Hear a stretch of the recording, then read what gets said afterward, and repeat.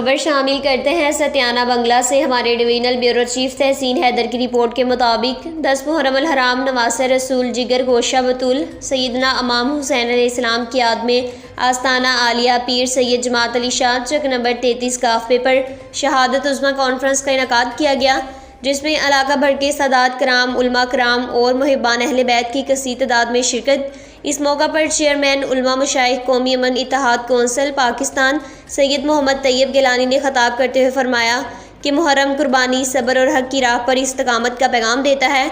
हज़रत इमाम हुसैन अलैहिस्सलाम और उनकी जानिसारों की लाजवाल कुर्बानी की याद दिलाता है। जुल्म के सामने खामोशी नहीं बल्कि हक के लिए डट जाना ईमान की अलामत है। हम सबको हुसैनी उसवा पर अमल करके अपनी आने वाली नस्लों तक ये पैगाम ज़रूर पहुँचाना है। इस मौका पर दूध की सबील और न्याज का भी ख़ुसूसी इंतज़ाम किया गया।